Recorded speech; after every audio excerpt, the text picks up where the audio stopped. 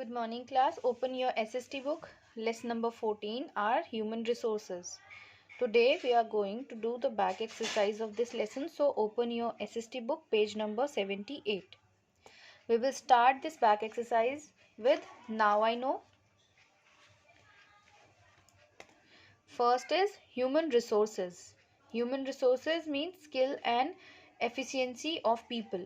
लोगों की स्किल और एफिशिएंसी मतलब किसी काम को करने में कितने ज़्यादा सही तरह से किया जा रहा है और कितने ज़्यादा स्किल्ड हैं लोग, तो ऐसे लोगों को क्या कहा जाता है? Human resources.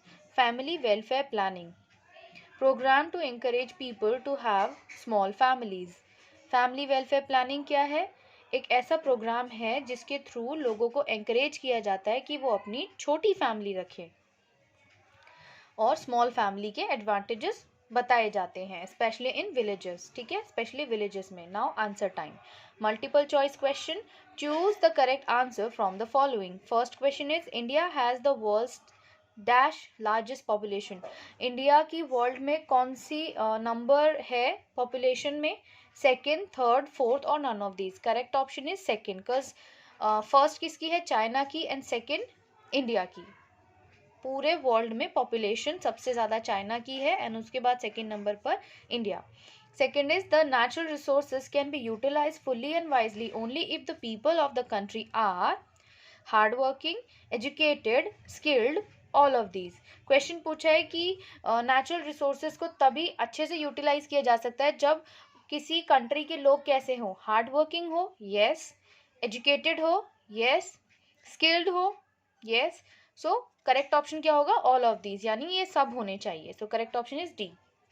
Third is over population leads to. Over population से क्या होता है? पोवर्टी आती है, गरीबी आती है, यस.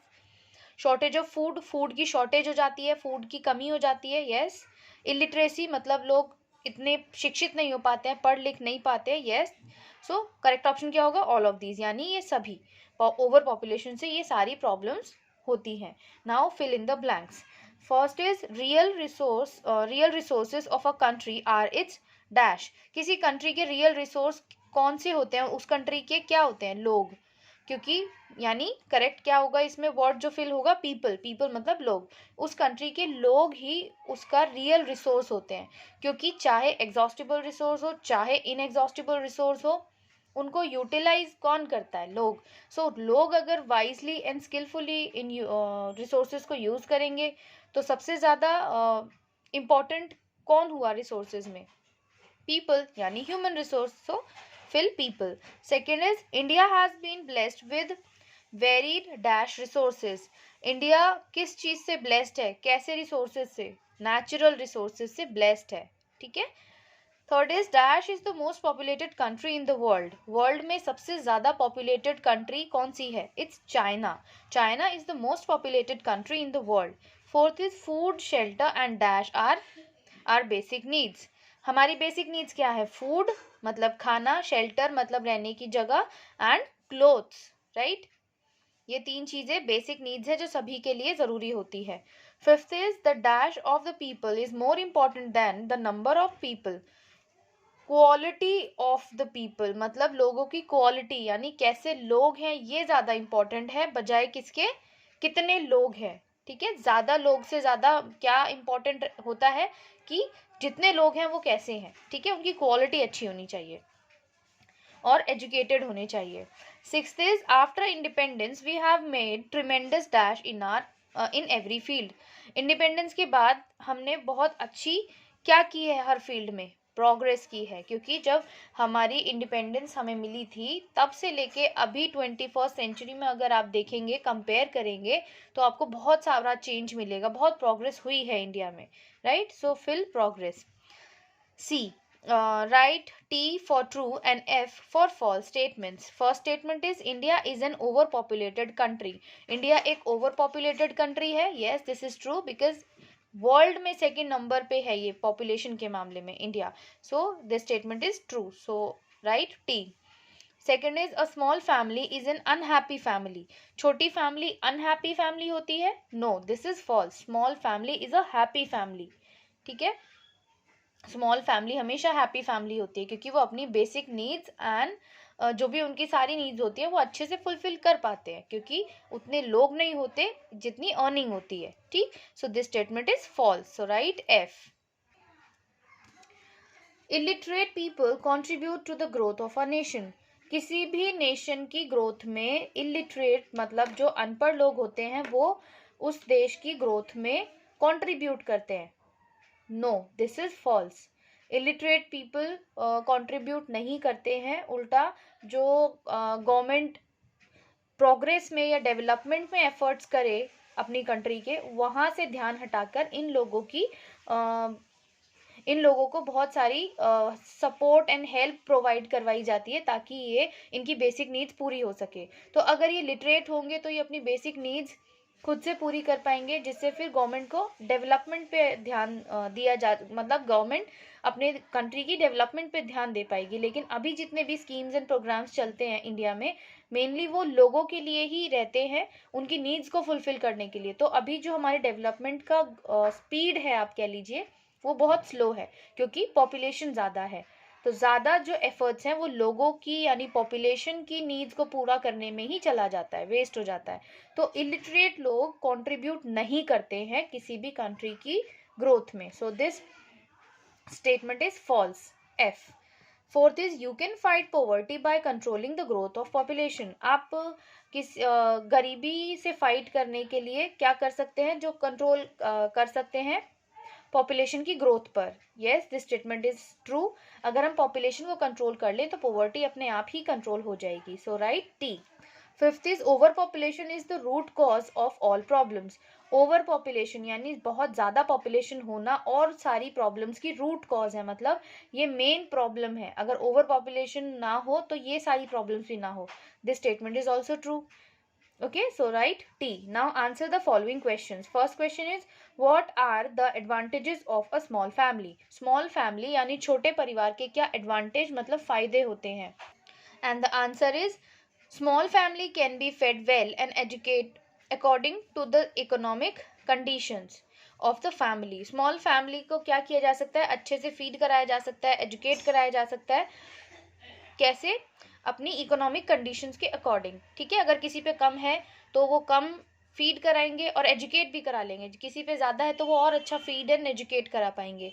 लेकिन अगर बड़ी फैमिली होगी तो एजुकेट तो भूल ही जाइए, फीड ही प्रॉपर कर पाए वही बहुत बड़ी बात हो जाती है, ठीक है। तो स्मॉल फैमिली अच्छे से फीड एंड एजुकेट करवा पाती है।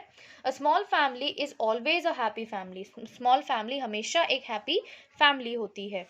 Now second question is, write the ill effects of over population in a country. हमारी कंट्री में ओवर पॉपुलेशन के कौन से खराब इफेक्ट हैं वो आपको बताने हैं। So answer is, the ill effects of over population in a country are as follows. First is, there is shortage of food, jobs, houses and drinking water. एक तो शॉर्टेज होती है फूड की, जॉब्स की, हाउसेज की and drinking water की। Overpopulation leads to poverty, overcrowding, illiteracy and high level of pollution. और इसके अलावा क्या होता है, ओवर पॉपुलेशन से पोवर्टी यानी गरीबी बढ़ती है, ओवर क्राउडिंग होती है, इलिटरेसी बढ़ती है, लोग पढ़ लिख नहीं पाते हैं उतना, और हाई लेवल का पॉल्यूशन होता है, high level of pollution. Okay, now third question, how do we say that human beings are the best resources. हम ये कैसे कह सकते हैं कि ह्यूमन बींग्स बेस्ट रिसोर्सेज होते हैं? Answer is, human beings are the best resources because natural resources can be utilized fully and wisely by the people of the country who are hardworking, well educated and skilled. Human beings क्या होते हैं, सबसे best resource होते हैं, क्योंकि ये जो natural resources है हमारे पास उनको यूटिलाइज फुली एंड वाइजली कौन करता है? कंट्री के वो लोग जो हार्ड वर्किंग हो, वेल एजुकेटेड हो यानी पढ़े लिखे हो, और स्किल्ड हो मतलब उनमें कोई स्किल हो, ठीक है। तो क्या होता है सबसे बेस्ट रिसोर्स, क्या हुआ? Human being. Fourth question is, what is the main cause of poverty in India, suggest ways to remove it. India में गरीबी के क्या मेन कॉज है और इसको हम कैसे रिमूव कर सकते हैं? Answer is, the main cause of poverty in India is over population. Main cause क्या है पॉवर्टी का इंडिया में? Over population. Ways to remove it, कैसे हम इसको रिमूव कर सकते हैं? पॉपुलेशन कंट्रोल करके, प्रॉपर एजुकेशन देके and increase in employment increase करके।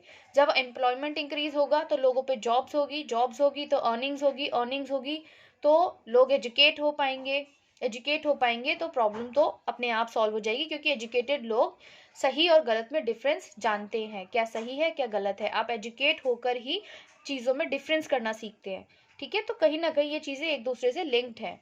सो हम इन तरह से पोवर्टी को कम कर सकते हैं या खत्म कर सकते हैं। Now last question is, what are the steps taken by the government to solve problems related to overpopulation? Overpopulation की प्रॉब्लम को कंट्रोल करने के लिए गवर्नमेंट ने कौन कौन से स्टेप्स उठाए हैं? And the answer is, steps taken by government to solve the problem of overpopulation are, first is houses are being allotted to the poor, गरीब लोगों को हाउस अलॉट किए गए। Better medical facilities are also being provided, और better medical facilities भी provide की गई है। Free education is provided to the children from poor families, गरीब परिवारों से जो बच्चे आते हैं उनको फ्री एजुकेशन भी प्रोवाइड की जाती है, ठीक है। तो ये कुछ स्टेप्स है जिसके थ्रू जो गवर्नमेंट है वो ओवर पॉपुलेशन की जो प्रॉब्लम है उसको सॉल्व करना चाहती है।